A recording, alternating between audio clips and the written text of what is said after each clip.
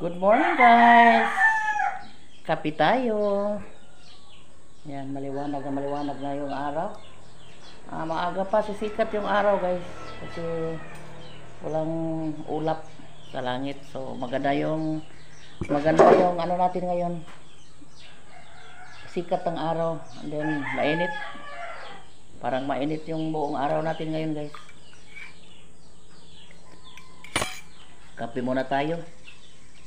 Ako lang mag-isa magkape ngayon guys kasi si Donnie, sabay nila ni Tia Norma at ni Tessa doon sa Cebu.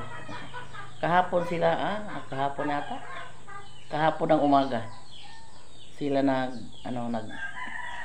kahapon ng umaga sila umalis kasi sabay si Donnie sa kanila kasi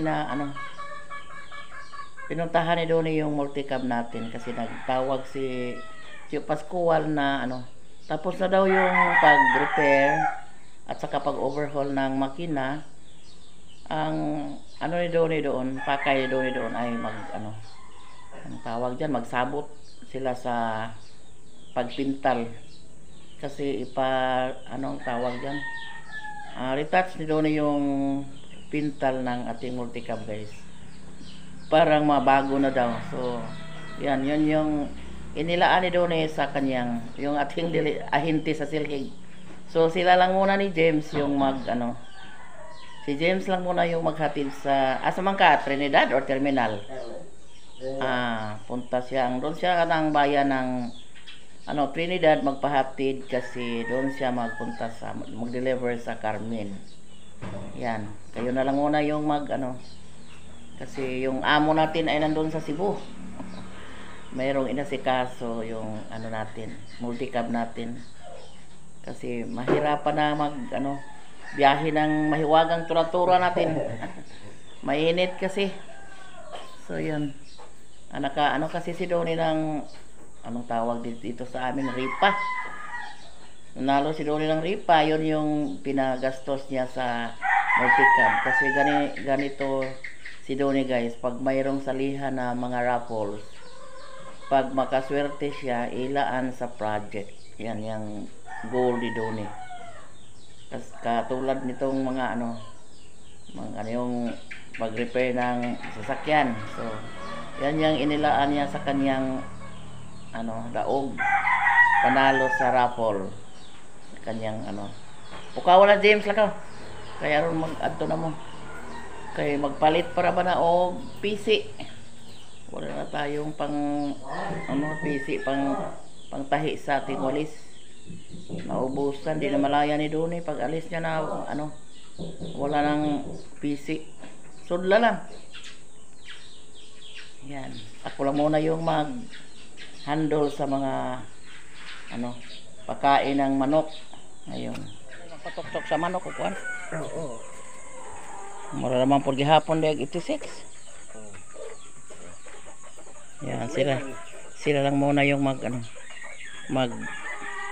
atid. Di ako sabay kasi daming nangayo lang hingan kan ay. Asa may patok-tok dong, kanto lang to ay kuan. Ako na day patok-tok sa binahian. Manghingi na ng pagkain yung mga manok. Na tayong bayan, nagbili ng PC ng ating walis.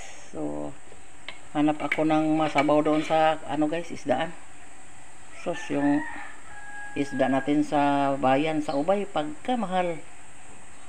Wala nang ibang presyo, 350, 320 yung mga tulaunon, pero sariwang sariwa naman yung isda doon.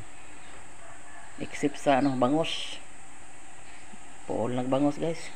So isang isang lagay lang doon sa lamesa yung isdang tamarong. Tuwaunon, mayroong ibang isda pero di ko gusto yung klaseng isda, di matuwa, di sariwa. So nagpalit ko tuwaunon kay mga tiguan guys, gustong sabaw. Patangan dayon ni nato og kamunggay. Atong sudan sa pamahaw. Kulo na. Ilagay na natin yung ating kalamunggay. Malunggay. Pangpahaba ng buhay. Daming benepisyo na makuha natin dito sa malunggay guys.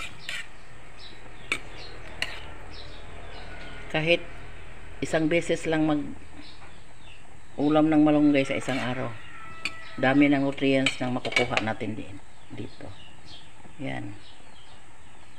Ganito ako guys, basta magtinula ng isda. Gusto kong may malunggay kasi may ilang puno pa tayo dito sa gilid ng malunggay. Gilid ng bahay.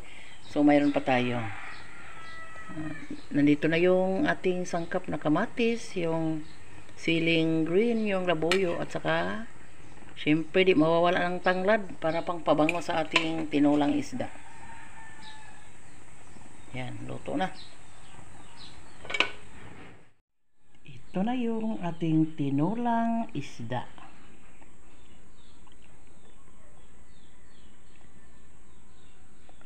Kain tayo.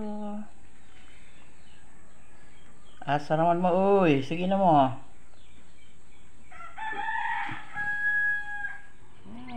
Kain pa yung mga sisiyo natin guys, kahit gabi na. Tik tik tik tik. Buti na lang kanina nakita ko yung ang pusa dito. Umakyat na din ang pusa kanina guys. Parang kunin na yung piso or sisiyo natin. Yung dito sa kabila. Hala. Yan, yan po sila. Mas nauna itong ng isang linggo. Medyo malaki-laki na sila. Yung iba, yan, maliit pa kasi mahuli ito pagpugad natin guys. Dito sila sa sala paggabi. Pag araw doon sila sa kusina. Patong din sila ng upuan doon. Pero kanina nakita ko yung pusa umakyat na dito sa styrofoam na nilagyan nila. Buti na lang nakita ko. Kasi ako kanina guys, naglaba ako kanina.